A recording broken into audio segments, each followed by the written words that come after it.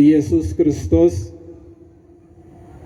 የቃሉን ትምህርት እያስተማረ የእጆቹን ተአምራት እያሳየ በዚህ እኛ በምንኖርበት ምድር ላይ በማዕከለ ምድር በኢየሩሳሌም 33 ዓመታት ቆይቷል።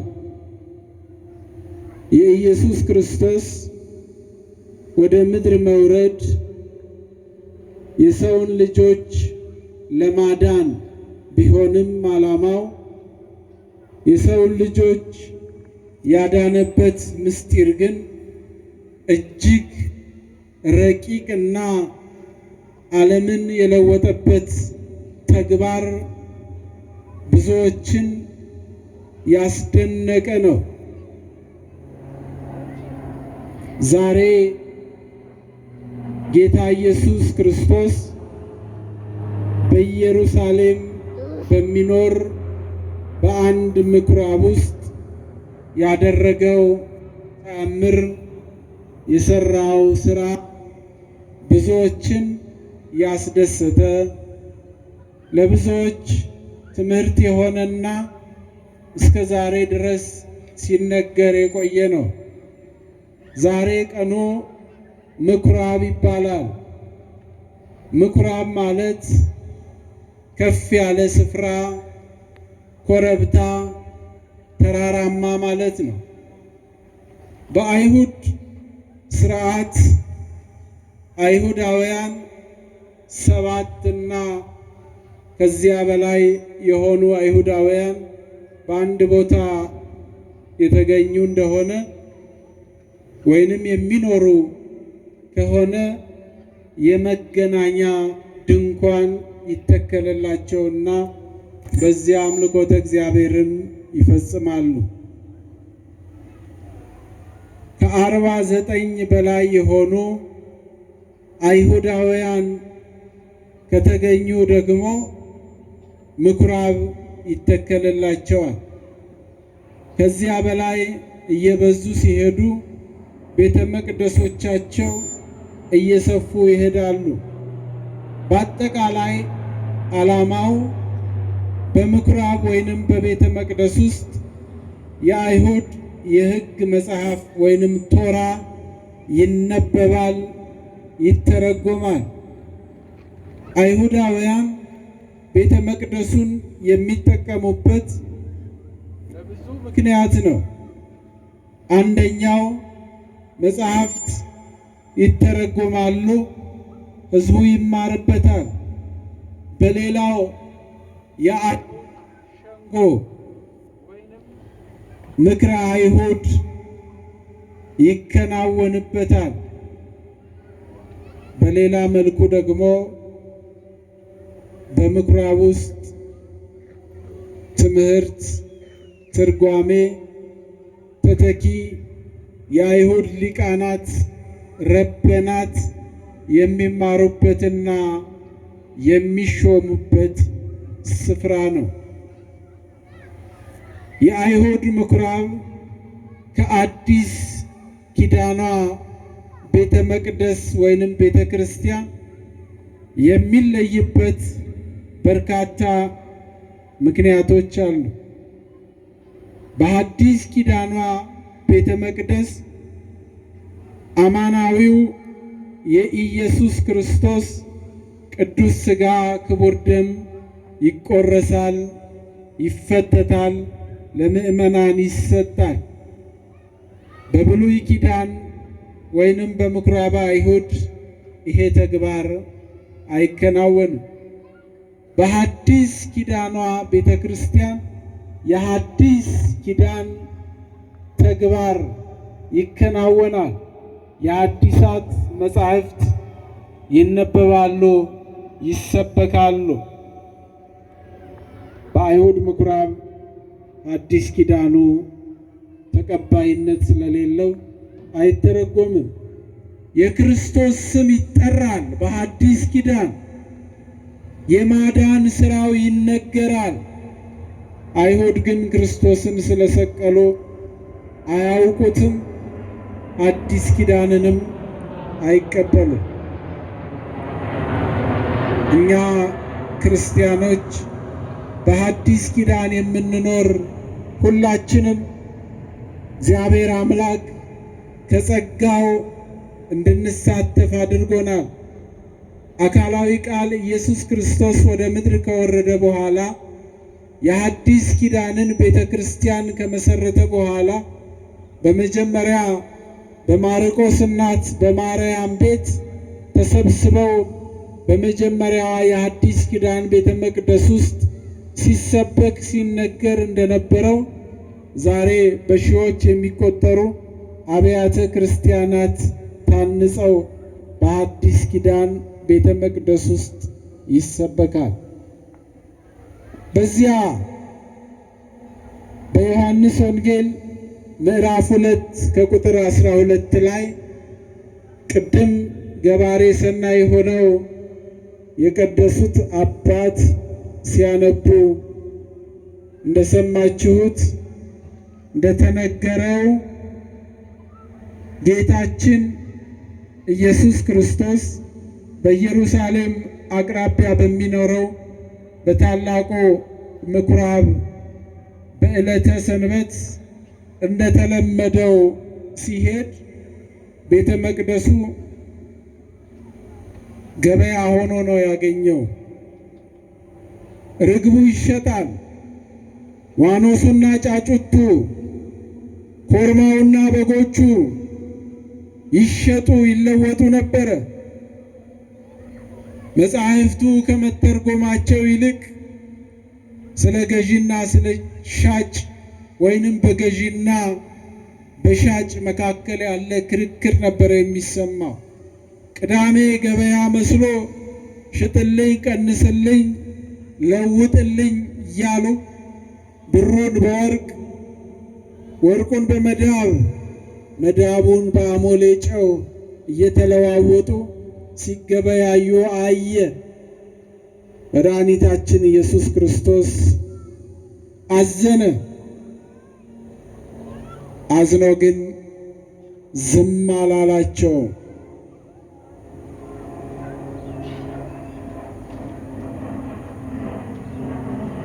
የገመድ ጅራፍ አበጀ። አህዮቹንና በጎቹን ላሞቹንና ኮርማዎቹን እየገረፈ ከቤተ መቅደስ አወጣ ነው የሚለው። ወገፍታ ማዕዳቲሆሙ ለመወልጣን፣ የሻጮቹን የለዋጮቹን ማዕድ ገለበጠ። ቤቴሰ ቤተ ጸሎት ትሰማይ፣ ቤቴ የጸሎት ቤት ትባላለች፣ እናንተ የወንበዴዎች የነጋዴዎች ዋሻ አደረጋችሁ፣ ይህንን ከዚህ አስወጡ እያለ ይነግራቸው ነበር። ቤተ መቅደስ ውስጥ ወይንም ቤተ ክርስቲያን ውስጥ የሚገበየው ቃለ እግዚአብሔር ነው። ቤተ ክርስቲያን ውስጥ ልንገበይ የሚገባው መንፈሳዊ ስንቅ ነው። የእግዚአብሔርን ቃል ነው። ሕይወትን የሚሰጥ መድኃኒት የሆነውን አማናዊውን የሐዲስ ኪዳኑን የብሉይ ኪዳኑን ትምህርት ተምረን ለነፍሳችን ስንቅ የሚሆነንን ነገር ገቢተን እንሄድ ዘንድ ይገባናል። አንዳንድ ጊዜ ገበያ ባይኖርም በሐሳባችን እንገበያለን። ብዙ ሰዎች ቤተ ክርስቲያን ውስጥ ቆመው መንፈሳዊው ገበያ ደርቶ ተዘርግቶ የእግዚአብሔር ቃል እየተነገረ ያንን መገብየት ሲገባቸው በሐሳብ ወደ ሌላ ቦታ ሄደው የሚገበዩ የሚሸጡ የሚገዙ ብዙ ሰዎች አሉ። አስወጡ። ይሄንን ያለው ስጋዊውን ገበያ ለስጋዊው ሰዓት መስጠት አለብን። መነገድ ኃጢአት አይደለም። መሸጥና መግዛት በደል አይደለም፣ ጽድቅ ነው።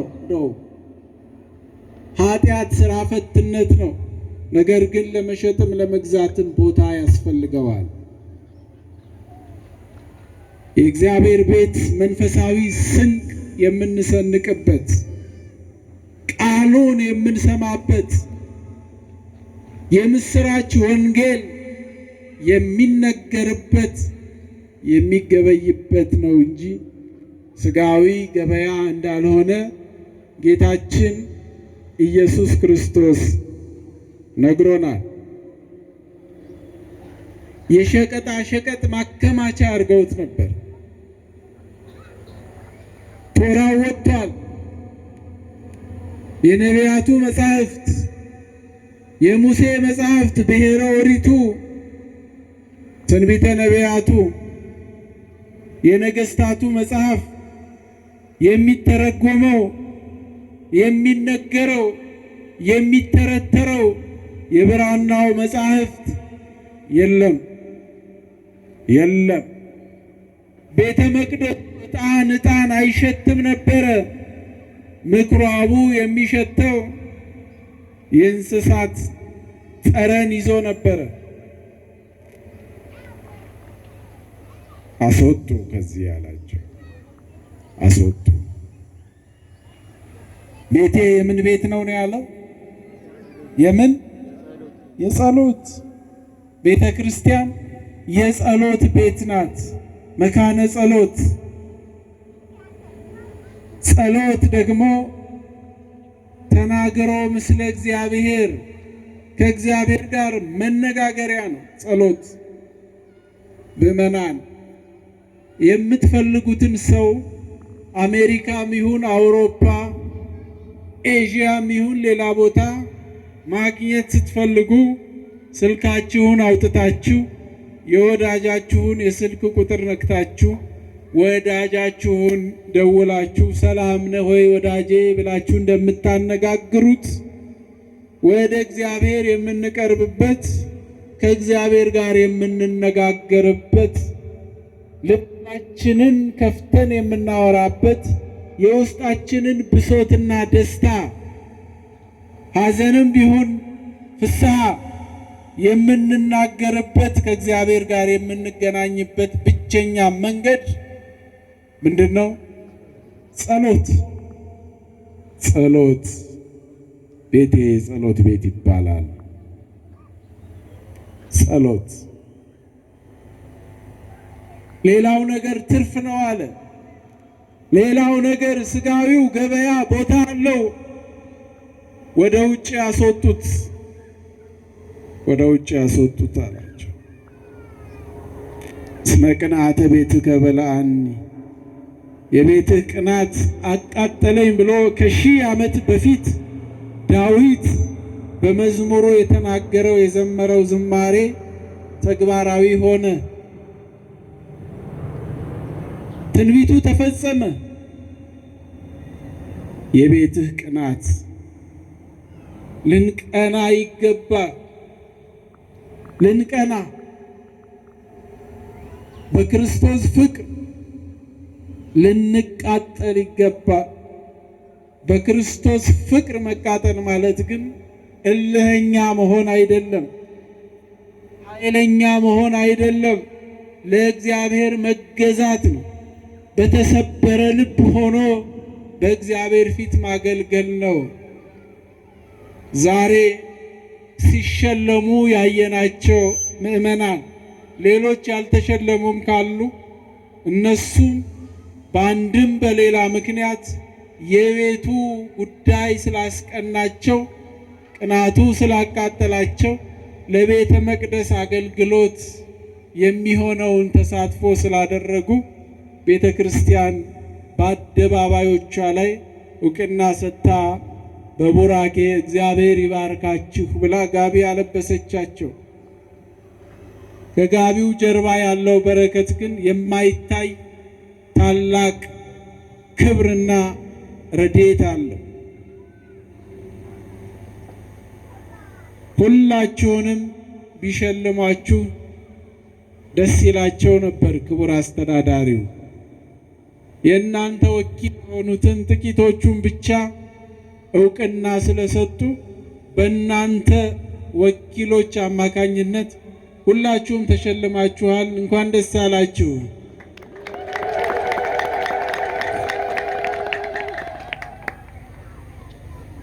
የአዲስ ኪዳኗ